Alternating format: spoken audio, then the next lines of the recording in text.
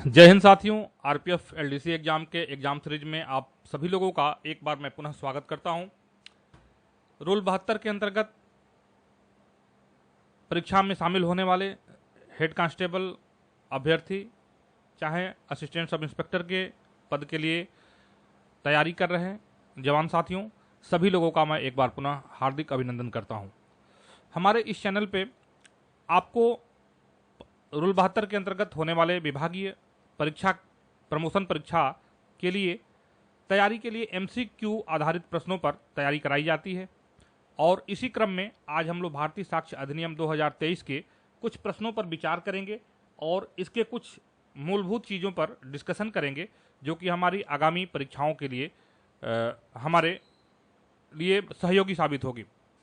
जैसा कि आप लोग देख रहे हैं, विगत महीनों में जैसे जैसे कई सारे इंस्ट्रक्शन आए हैं डीपीसी बोर्ड के द्वारा, और जिसमें क्लियर हो गया है कि आपको जो नए विधिक कानून हैं, जो नए लॉज हैं, इनको पढ़ना ही पड़ेगा और इनसे संबंधित प्रश्न आपके लिए बहुत ही ज़रूरी है।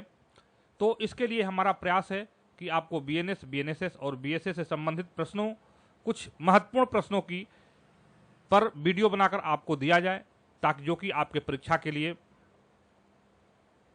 आपके लिए सहयोगी साबित हो। तो आइए शुरू करते हैं आज का ये सेशन, और इस सेशन में हम लोग आज भारतीय साक्ष्य अधिनियम को पढ़ेंगे।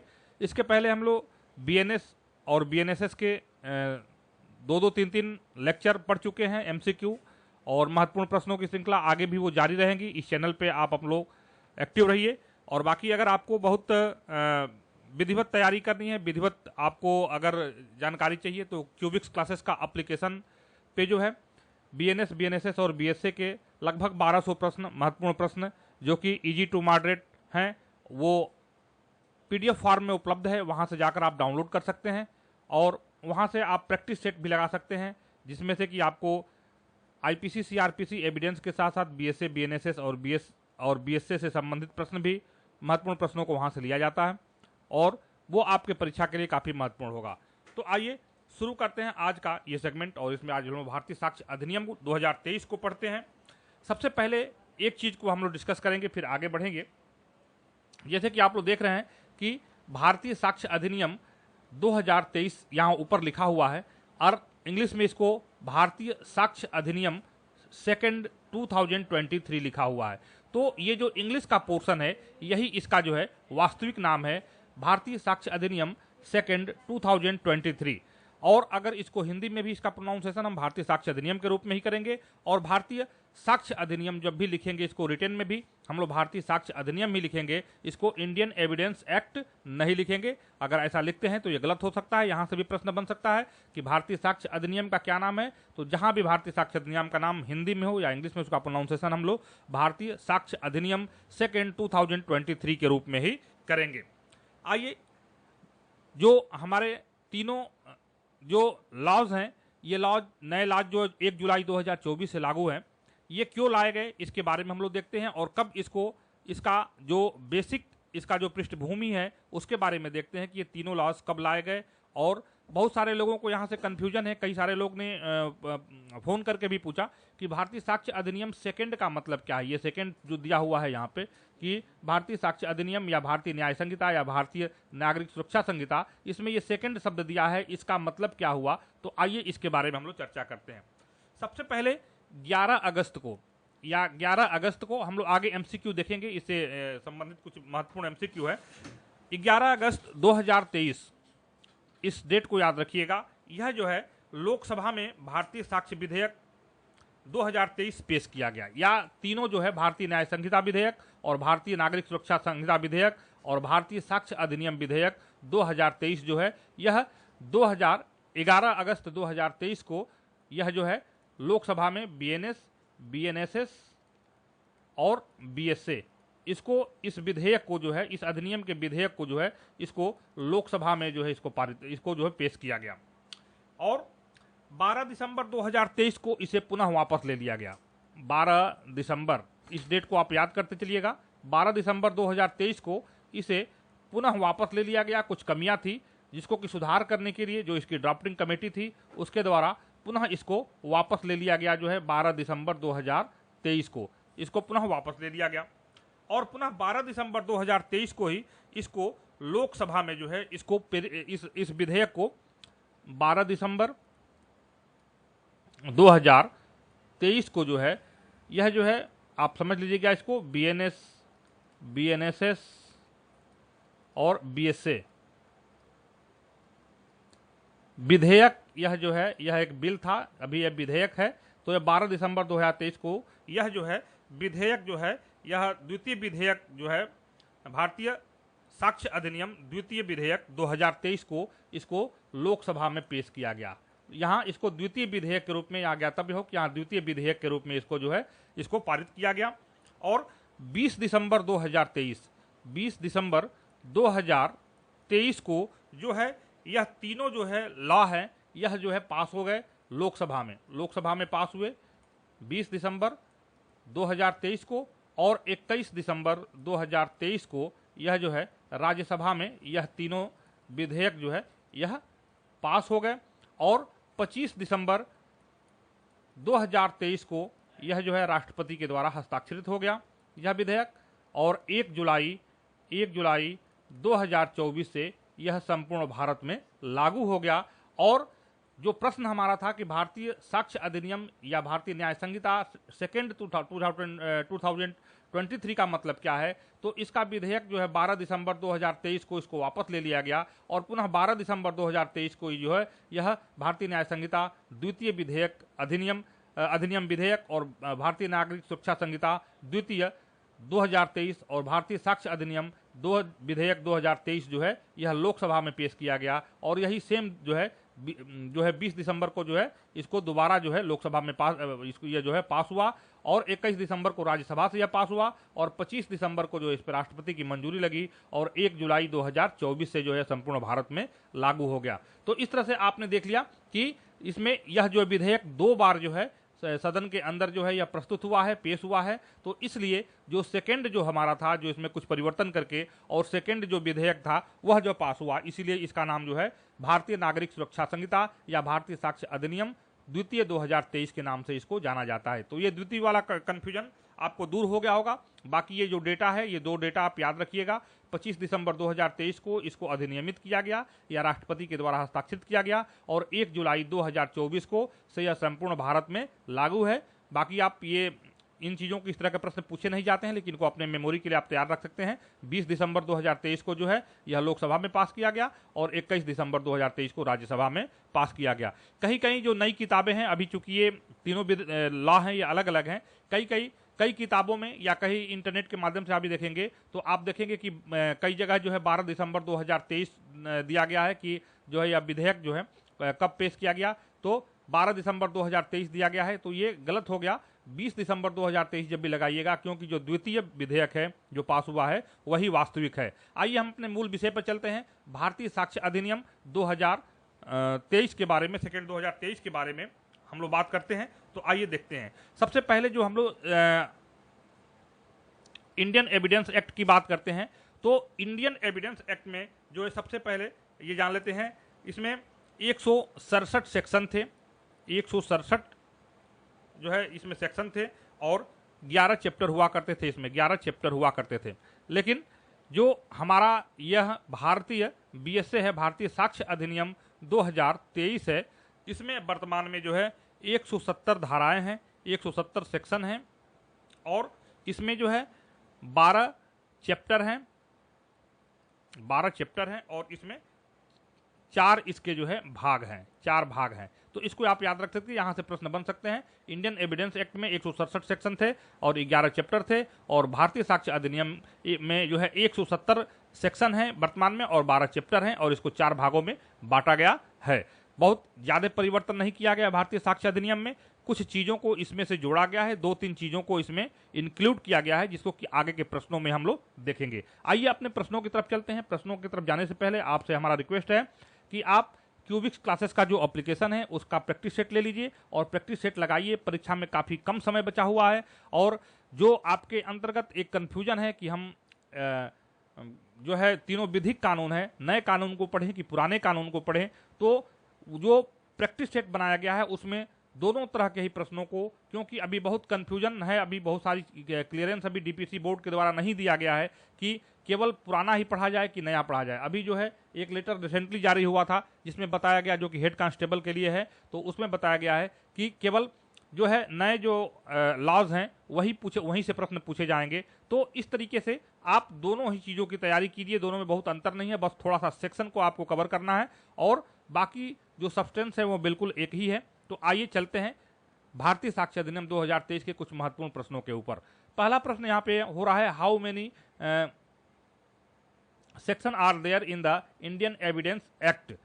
भारतीय साक्ष्य अधिनियम में देखिए यहाँ पे अरेस्टेड हो गया है, यहाँ पे सेक्शन होगा, थोड़ा सा यहाँ पे टाइपिंग में ये हो गया है। तो how many section are there in the Indian evidence act 2023। अब मैंने इसको देखिए इंडियन एविडेंस एक्ट जो यहाँ पे लिखा हुआ है, इसको मैंने जानबूझ के लिखा हुआ है। जब भी यह आएगा तो यह क्या आएगा, भारतीय, यह जब भी आएगा तो इसको भारतीय साक्ष्य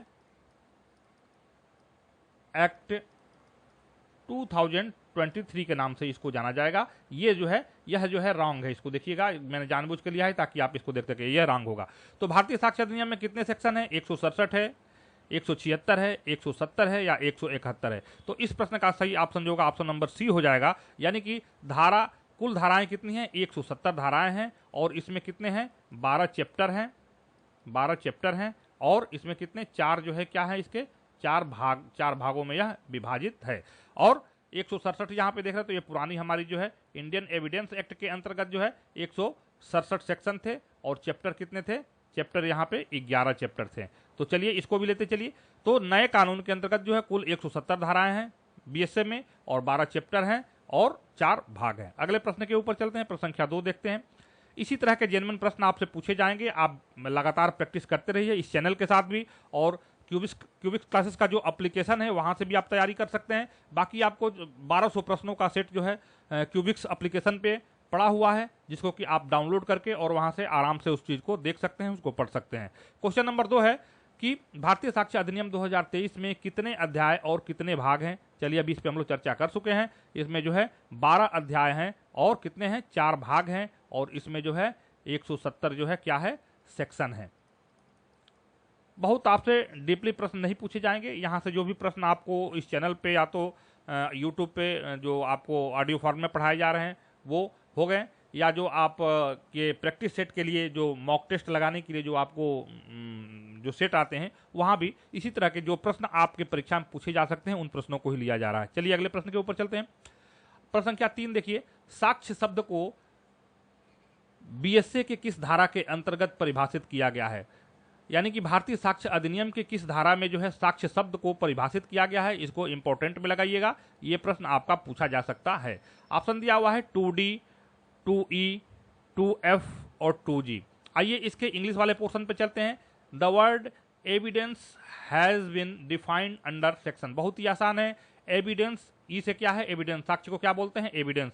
तो एविडेंस का इसको किसमें दिया है, धारा 2 के ई में जो है यह साक्ष्य शब्द या एविडेंस शब्द को परिभाषित किया गया है, जिसमें से कि बहुत सारे जो है इलेक्ट्रॉनिक साक्ष्य हो गए और जिसमें से कि आपका तमाम चीजें जुड़ी हुई हैं। आगे हम लोग इससे संबंधित जब प्रश्न आएंगे तो उस पर बात करेंगे। सबसे पहले आप याद कर लीजिएगा 2 का ई से क्या होता है, एविडेंस, साक्ष्य शब्द को धारा 2 के ई में जो है इसको परिभाषित किया गया है। चलिए अगले प्रश्न के ऊपर चलते हैं। अगला प्रश्न है, तथ्य शब्द को भारतीय साक्ष्य अधिनियम के किस धारा के अंतर्गत परिभाषित किया गया है। The word fact has been defined under section, किस धारा के अंतर्गत जो है बीएसए के किस धारा के अंतर्गत जो है फैक्ट शब्द को, तथ्य शब्द को परिभाषित किया गया है। इसको भी इंपॉर्टेंट में लगाइएगा, यहां से भी प्रश्न बन सकते हैं। तो ऑप्शन देख लेते हैं, 2 का डी, 2 का ई, 2 का एफ, 2 का जी। देख लीजिए, फैक्ट को, यह तथ्य को हिंदी में इंग्लिश में क्या बोलते हैं, फैक्ट बोलते हैं। तो धारा 2 के एफ में क्या है, तथ्य को परिभाषित किया गया है। धारा 2 के एफ में जो है तथ्य शब्द को परिभाषित किया गया है। तो इस प्रश्न का सही ऑप्शन क्या हो जाएगा, ऑप्शन नंबर सी। एविडेंस आपने देख लिया, एविडेंस को 2E, ई से एविडेंस होता है और 2 के एफ में जो है फैक्ट यानी तथ्य दिया है, 2 के एफ में क्या है, तथ्य है। बहुत आसानी से आपको याद हो जाएगा और यहां से आप प्रश्न लगा सकते हैं। अगले प्रश्न के ऊपर चलते हैं। प्रश्न संख्या 5 कह रहा है कि भारतीय साक्ष्य अधिनियम 2023 निम्नलिखित में किस पर लागू होता है। द इंडियन एविडेंस एक्ट, ये गलत हो गया, इसको क्या बोलेंगे, बीएसए। जब भी आए तो आप इसको बीएसए पढ़िएगा। तो भारतीय साक्ष्य अधिनियम 2023 किन किन चीजों पर अप्लाई होता है। अब देख लीजिए यहाँ इस तरह के प्रश्नों पर जो है एक बार जो भी ऑप्शन दिए गए हैं इनको पढ़ना आपको बहुत ही आवश्यक है। अब यहाँ पे देखिए मैंने इसको इंग्लिश में ट्रांसलेट इसलिए नहीं किया है कि बहुत सारा टाइम यहाँ व्यस्त होगा। अगर आपको इंग्लिश से संबंधित, इंग्लिश में भी अगर आपको इन सारी चीज़ों को देखना है तो आप क्यूबिक्स क्लासेस के एप्लीकेशन पे जाइए, एप्लीकेशन को डाउनलोड कीजिए और वहाँ से इंग्लिश और हिंदी में प्रैक्टिस सेट है उसको लगाइए। प्रैक्टिस सेट लगाने से आपका 70% जो है आपकी जो है आपका प्रैक्टिस वहाँ से हो जाता है, क्योंकि जो प्रश्न लिए जाते हैं बिल्कुल करंट को कवर करते हुए, जो करंट घटनाक्रम हो रहे हैं, जो कि अभी 2-3 महीने के अंतर्गत जो भी घटनाक्रम हुआ है, जैसे कभी देखिए अभी हाल ही में रेलवे बोर्ड के जो अध्यक्ष और सीईओ के रूप में जो है नामित किया गया है, तो उन सारी चीज़ों को, उस तरह के प्रश्नों को भी जो आपके परीक्षा में आ सकते हैं इसमें लिया जा रहा है। तो मैं आपसे यही कहूँगा कि आप प्रैक्टिस सेट जरूर लगाइए। सब इंस्पेक्टर का भी प्रैक्टिस सेट पड़ा हुआ है और जो है एएसआई का प्रैक्टिस सेट रूल 72 का और हेड कांस्टेबल का प्रैक्टिस सेट, ये सभी पड़ा हुआ है। चलिए इसके ऑप्शन को देखते हैं। किसी भी न्यायालय में या उसके समक्ष सभी न्यायिक कार्रवाइयाँ, यहाँ पूछा जा रहा है कि भारतीय साक्ष्य अधिनियम किन किन चीज़ों पर अप्लाई होती हैं। तो अब यहाँ हमको देखना है कि पहला ऑप्शन देखने में सही लग रहा है कि जो भारतीय साक्ष्य अधिनियम है यह जो है न्यायालय या उसके समक्ष जो भी न्यायिक कार्रवाइयाँ होती हैं उन पर वह लागू होता है। अगला देखिए इसमें ऑप्शन पर देख लेते हैं, किसी भी न्यायालय या अधिकारी के समक्ष प्रस्तुत हलफनामे पर। तो हलफनामा आपको मालूम है कि जो हलफनामा होता है, जो एफिडेविट होता है, यह जो है किसी भी साक्ष्य में, इस साक्ष्य के रूप में जो न्यायालय के द्वारा इसको माना नहीं जाता है, तो हलफनामा शब्द आ गया तो ये गलत हो गया। अगला है मध्यस्थ के समक्ष कार्रवाइयाँ, तो मध्यस्थ शब्द आ गया तो वहाँ भी जो है यह जो है जो साक्ष्य अधिनियम के अंतर्गत मध्यस्थ के जो समक्ष जो कार्रवाई होती है उसको सही नहीं माना जाता है, और उपरोक्त सभी वैसे ही गलत हो गया जब। तो इस प्रश्न का सही ऑप्शन नंबर ए हो जाएगा। किसी भी न्यायालय में या उसके समक्ष सभी न्यायिक कार्रवाइयों पर जो है भारतीय साक्ष्य अधिनियम लागू होता है। चलिए अगले प्रश्न के ऊपर चलते हैं। अगला प्रश्न, वे तथ्य जो अन्यथा सुसंगत है, रेलिवेंट है, वह कब सुसंगत है। यानी कि वे तथ्य अन्यथा सुसंगत नहीं है, कब सुसंगत हैं। देखिए थोड़ा सा जो भाषा है इसको पकड़ने की कोशिश कीजिए। ऐसे जो कुछ फैक्ट ऐसे होते हैं जो उसके कई सारे एक तरह से कहा जाए तो कई सारे उसके अपवाद स्वरूप होते हैं। तो वही कहा जा रहा था कि वे तथ्य जो अन्यथा सुसंगत नहीं होते हैं वह कब सुसंगत होते हैं, यह किस धारा में दिया गया है। तो इसी के बारे में जो है यहाँ से बात किया जा रहा है। तो आइए देखते हैं इसके ऑप्शन पे। ऑप्शन ए है धारा 6, ऑप्शन बी धारा 7, ऑप्शन सी धारा 8 और ऑप्शन डी धारा 9। तो इस प्रश्न का सही ऑप्शन जो है ऑप्शन नंबर डी हो जाएगा। धारा 9 में यह बताया गया है कि ऐसे तथ्य जो अन्यथा सुसंगत नहीं है वह किन परिस्थितियों में सुसंगत होंगे, इसके बारे में जो है धारा 9 में बताया गया है। चलिए अगले प्रश्न के ऊपर चलते हैं, प्रश्न संख्या 7 के ऊपर चलते हैं। इसको भी इंपॉर्टेंट में लगाइएगा। ये प्रश्न भी नॉट प्रूफ, नॉट प्रूफ एक शब्द आता है, देखिए यहाँ पर ना साबित है, लेकिन इसको क्या बोलेंगे, नॉट प्रूफ। इसको न्यायालय की भाषा में नॉट प्रूफ बोलेंगे, नॉट प्रूफ, प्रूफ इसको बोलेंगे ना साबित। ना साबित शब्द को भारतीय साक्ष्य अधिनियम के किस धारा के अंतर्गत परिभाषित किया गया है। Who word not proved has been defined under section, किस सेक्शन के अंतर्गत जो है ना साबित यानी जिसको साबित नहीं किया जा सकता, जिसको साबित नहीं किया जा सकता, किस धारा के अंतर्गत उसको जो है परिभाषित किया गया है। धारा 2 का सी, धारा 2 का बी, धारा 2 का डी या धारा 2 का एफ। तो हमने देखा एफ में क्या देखा, एफ में देखा हमने तथ्य शब्द को परिभाषित किया गया है। डी में क्या है, डी से डॉक्यूमेंट, तो यहाँ दस्तावेज शब्द को परिभाषित किया गया है। और अभी बचा यहाँ पे 2B और 2C, तो 2 के सी में दिया है नॉट प्रूफ यानी कि ना साबित। ना साबित, ना साबित शब्द को किस में दिया गया है, 2 के सी में दिया गया है। ना साबित शब्द को 2 के सी में परिभाषित किया गया है। तो इस प्रश्न का सही ऑप्शन ऑप्शन नंबर ए हो जाएगा। चलिए अगले प्रश्न के ऊपर चलते हैं। देखिए प्रश्न आ गया, इसको भी आप वेरी मोस्ट इंपॉर्टेंट में लगाइएगा। और इसमें जो है बहुत सारी चीज़ें इसमें बदलाव हुआ है, इसको आप इंटरनेट के माध्यम से या कहीं से किसी वेरट से या किसी बुक से जरूर पढ़िएगा। दस्तावेज शब्द में बहुत सारी चीज़ें इंक्लूड हुई हैं, पहले से ही इलेक्ट्रॉनिक दस्तावेज और दस्तावेज जो था हमारे पुरानी संहिता में भी, लेकिन इसमें जो है दस्तावेज शब्द में कई सारी चीज़ें इंक्लूड हुई हैं, जिसमें से आपका ईमेल हो गया, आपका व्हाट्सएप हो गया या कोई भी इलेक्ट्रॉनिक जो संसाधन हो गया, वो सारी चीज़ें इसमें। तो दस्तावेज शब्द को किस धारा के अंतर्गत परिभाषित किया गया है, 2 के सी में परिभाषित किया गया है, 2 के बी में परिभाषित किया गया है, 2 के डी में हमने 2 के सी में क्या पढ़ा, नासाबित शब्द को परिभाषित किया गया है, नासाबित। और 2 के डी में जो है यहाँ पे दस्तावेज हो जाएगा। डी से क्या होता है, डॉक्यूमेंट या दस्तावेज होता है, और एफ से क्या है, यह तथ्य हो गया, फैक्ट हो गया। तो इस प्रश्न का सही ऑप्शन ऑप्शन नंबर 2 का डी होगा। 2 के डी में दस्तावेज शब्द को परिभाषित किया गया है। अगले प्रश्न के ऊपर आते हैं। शब्द विवाद्यक तथ्य को बीएसए के किस धारा के अंतर्गत परिभाषित किया गया है। विवाद्यक तथ्य, कई बार ये प्रश्न आता है, डिस्ट्रीब्यूटिव फैक्ट इसको बोलते हैं। अभी फैक्ट के बारे में जो हम लोग 2F के अंतर्गत पढ़ेंगे उसमें डिस्ट्रीब्यूटिव फैक्ट के बारे में है, विवादक तथ्य के बारे में। तो विवादक तथ्य को किसके अंतर्गत परिभाषित किया गया, इसको इंपॉर्टेंट में लगाइएगा। ये प्रश्न जो है, जो भी प्रश्न यहां से दिए आते हैं इंपॉर्टेंट है, इसको आप ध्यान रखिए। तो विवादक तथ्य को किसमें परिभाषित किया गया है, 2 के डी में हमने क्या देखा, दस्तावेज। एफ में क्या देखा, मैं बार बार इसीलिए रिपीट कर रहा हूं कि इसमें फैक्ट कह लीजिए या तथ्य कह लीजिए, तथ्य है। और 2 के जी में जो है आपका जो है विवादक तथ्य, विवादक तथ्य डिस्ट्रीब्यूटिव फैक्ट के बारे में 2 के जी में बताया गया है। चलिए अगले प्रश्न के ऊपर चलते हैं। प्रश्न संख्या 10 देखते हैं।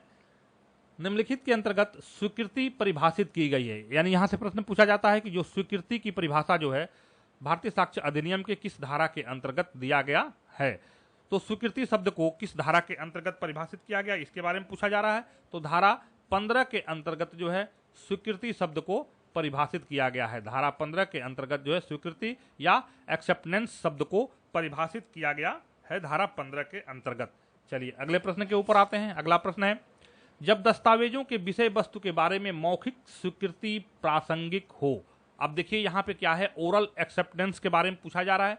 जब किसी दस्तावेज की जो विषय वस्तु है, जो उसके अंतर्गत दस्तावेज के अंदर जो विषय वस्तु है उसके बारे में जो मौखिक स्वीकृति अगर न्यायालय में प्रासंगिक हो तो इसके बारे में किस धारा में दिया गया है। तो इस प्रश्न का सही ऑप्शन जो हो जाएगा ऑप्शन नंबर 20। ऑप्शन नंबर 20 में बताया गया है कि जब दस्तावेजों के विषय में वस्तु के बारे में मौखिक स्वीकृति के प्रासंगिकता के बारे में बताया गया है कि when oral acceptance as to the subject matter of document is relevant।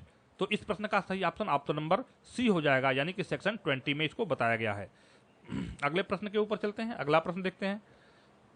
निम्नलिखित के अंतर्गत साबित नहीं हुआ शब्द, साबित नहीं हुआ शब्द, दो चीजें होती हैं, एक प्रूव होता है जिसको कि हम बोलते हैं साबित, और एक होता है नॉट प्रूव, नॉट प्रूव। जब साक्ष्य के अंतर्गत, साक्ष्य की जो प्रक्रिया उसके अंतर्गत कार्यवाही होती है, तो जो तथ्यों को साबित करने का, प्रूफ करने का जो दायित्व होता है वह जो है मुवक्किल के तरफ से होता है। जो वकील उनके तरफ से जो केस को देखता है उसके द्वारा यह जो है प्रूफ करने का साबित होता है कि जो फैक्ट है वो कहाँ तक सत्य है और कहाँ तक सत्य नहीं है। और बाद में न्यायालय अपने जजमेंट में न्यायालय के द्वारा अपने जजमेंट में यह चीज़ जो है क्लियर किया जाता है कि ये चीज़ें जो हैं कौन सी प्रूव हुई और कौन सी चीज़ें नॉट प्रूव हुई हैं। तो ना साबित कहने या साबित नहीं हुआ, इस शब्द को किस धारा के अंतर्गत जो है इसको डिफाइन किया गया है, तो इसके बारे में हम लोग को देखना है। तो यह है 2 के आई, 2 के आई में बताया गया है कि साबित नहीं हुआ, साबित नहीं हुआ, यह 2 के आई के अंतर्गत बताया गया है। चलिए अगले प्रश्न के ऊपर आते हैं। अगला प्रश्न है, चलिए वही प्रश्न रिपीट हो गया है। 2 का आई इसका सही ऑप्शन होगा, not prove include the following. अगले प्रश्न के ऊपर आते हैं।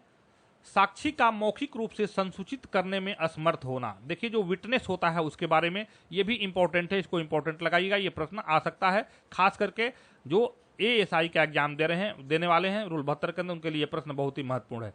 तो साक्षी का जो है मौखिक रूप से संसूचित करने में असमर्थ होना, यह बताया जा रहा है कि अगर कोई विटनेस है वह जो है अपना जो है कम्युनिकेटिव वर्बली अपना स्टेटमेंट देने में जो है वह अनेबल है या देने में असमर्थ है, वह गूंगा है या किसी और कारण से वह अपना स्टेटमेंट जो है मौखिक रूप से नहीं दे सकता है, तो उसके बारे में प्रावधान किसमें दिया गया है। तो इस प्रश्न का सही ऑप्शन ऑप्शन नंबर 125 में जो है भारतीय साक्ष्य अधिनियम 2023 के अंतर्गत जो है यह धारा 125 में बताया गया है कि साक्षी का मौखिक रूप से संसूचित करने में असमर्थ होना, उसके अंतर्गत जो है क्या कार्रवाई की जाएगी उसके बारे में जो है यह धारा 125 के अंतर्गत बताया गया है। चलिए अगले प्रश्न के ऊपर चलते हैं। प्रश्न संख्या 15 है, ऐसे मामले जिनमें किसी ऐसे व्यक्ति द्वारा प्रासंगिक तथ्य का कथन प्रासंगिक है जो मर चुका है या नहीं मिल सकता है आदि के बारे में। Case in which the statement of relevant fact by a person who is one who is dead or cannot be found etcetera. अभी आपने देखा होगा, पुरानी फिल्मों में आपने देखा होगा कि किसी की हत्या होती है, किसी एक्यूज के द्वारा हत्या किया जाता है और वो जो है मरते मरते जो है मतलब डेथ के साथ टाइम में कुछ चीज़ों को ऐसे बताता है कि वो जो उसके हाथ में जो वीडियो था या जो भी उसके हाथ में कुछ डॉक्यूमेंट था वह यहाँ छुपा कर रखा है। यानी मरते समय अगर व्यक्ति के द्वारा कोई कथन किया जाता है, कोई स्टेटमेंट कर किया जाता है जो कि मर चुका है और या जो मिल नहीं सकता है, जो गायब हो गया है, तो उसके बारे में जो है जो तथ्य होंगे उसका कथन प्रासंगिक होगा अथवा नहीं होगा, इसके बारे में किसमें दिया गया है।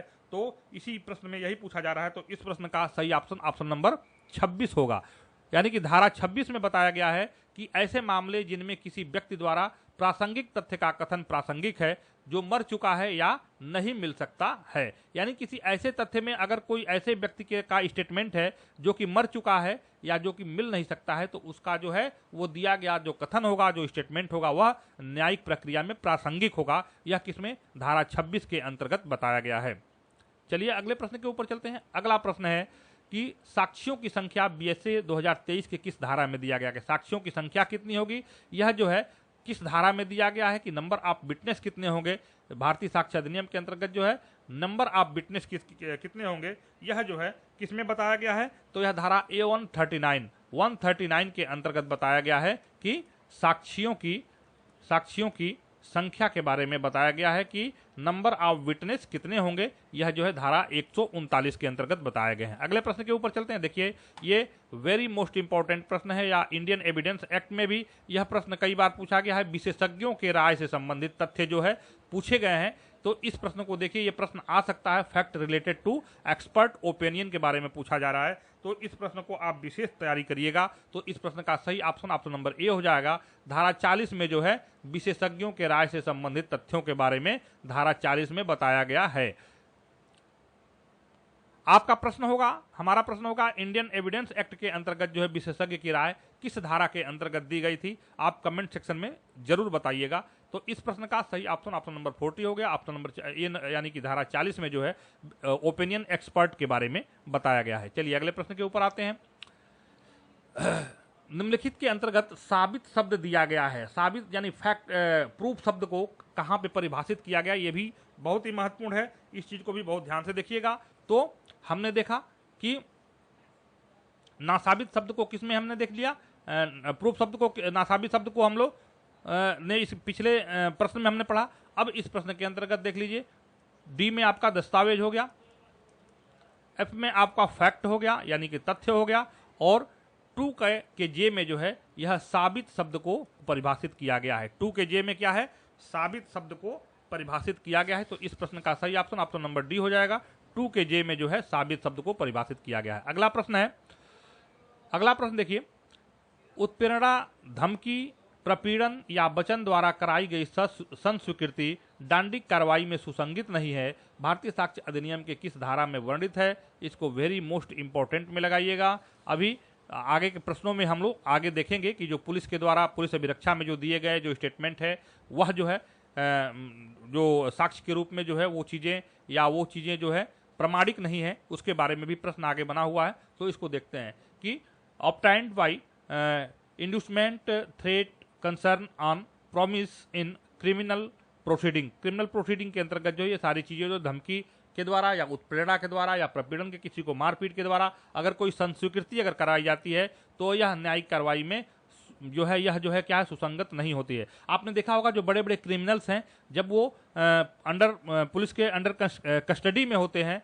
और जब पुलिस की लाठी पड़ते हैं, जब डंडे पड़ते हैं, तो वो किसी चीज़ों को बड़े इजी तरीके से उसको स्वीकार कर लेते हैं, क्योंकि उनको मालूम है कि इसको जो है न्यायालय में जो है इसको साबित नहीं किया जा सकता है। इसको जो है पुलिस कस्टडी के अंतर्गत जो है अगर किसी प्रकार का कोई स्वीकारोक्ति कराई जाती है तो वह जो है उसमें जो है कोर्ट के अंतर्गत जो मान्य नहीं होता है और वो जो कोर्ट में जाकर उनका वकील सीधे कहता है कि जो है यह जो है उत्प्रेरणा और धमकी के द्वारा या धमकी देकर या किसी प्रकार का दबाव बनाकर जो है यह स्टेटमेंट रिकॉर्ड कराया गया है, इसलिए जो है मजिस्ट्रेट के सामने जो कन्फेशन होता है वो जो है ज़्यादा महत्वपूर्ण होता है। तो इस प्रश्न का ऑप्शन देखते हैं।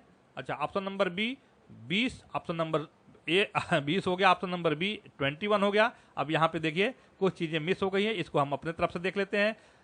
सी में जो है धारा 22 और डी में जो है क्या हो गया, धारा 23 हम रख लेते हैं।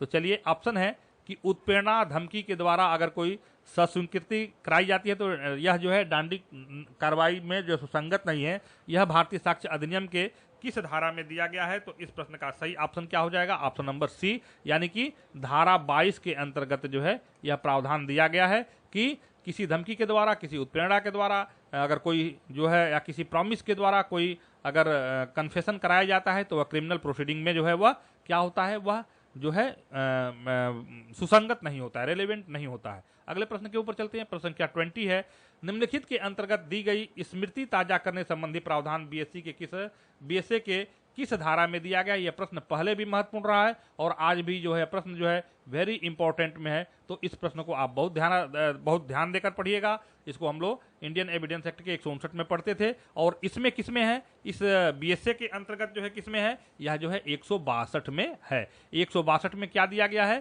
कि स्मृति ताजा करने के लिए या जो है रिफ्रेशिंग मेमोरी के बारे में दिया गया है, यह जो है धारा 162 के अंतर्गत दिए गए हैं।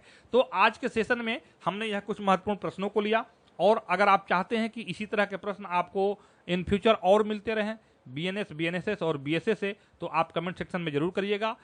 वीडियो को आप लोग लाइक करिए और चैनल को सब्सक्राइब करें जो लोग नए जुड़ रहे हैं, ताकि हमारा मोटिवेशन हो आगे आपके लिए इतनी मेहनत करके, इतनी पीपीटी करके और निस्वार्थ भाव से जो आपके लिए इतनी सारी चीज़ें हम लोग मुहैया कराते हैं, जो कि अभी यूट्यूब पे अभी आपको बहुत सारी ये चीज़ें कहीं भी नहीं मिलेगी। यहाँ से आप तैयारी करके और अपने आप बीएनएस, बीएनएसएस और बीएसए से संबंधित अपने डर को खत्म कर सकते हैं, क्योंकि अभी ये तीनों जो लॉज हैं ये बहुत ही महत्वपूर्ण है और यहाँ से 8 से 10 प्रश्न बनेंगे, इसलिए इनका बहुत बड़ा रोल है आपके परीक्षा को क्रैक करने में। और इसके लिए हमने जो है एप्लीकेशन पे भी आपको पीडीएफ फॉर्म में 1200 प्रश्न जो है बहुत मेहनत करने के बाद उन सारे प्रश्नों को करके और आपको जो है एप्लीकेशन पर दिया गया है। और प्रैक्टिस सेट जो बन रहे हैं उन प्रैक्टिस सेट में भी इन तरह के प्रश्नों को, महत्वपूर्ण प्रश्नों को हम लोग जो है उसमें लेते हैं, तो प्रैक्टिस सेट भी आप जरूर लगाइए। तो आज की वीडियो को यहीं पे समाप्त करते हैं, मिलते हैं अगले वीडियो में। और आप लोग अपने कमेंट में जरूर लिखिएगा कि इस तरह की चीज़ों की आपको आवश्यकता हो, तो फिर आगे और प्रश्नों को हम बनाएंगे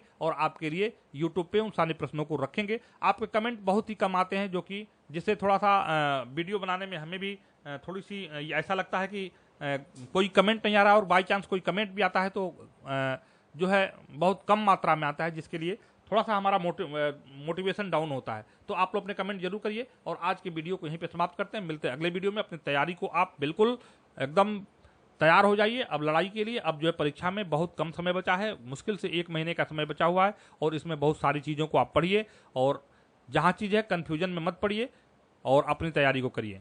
जय हिंद, मिलते हैं अगले वीडियो में।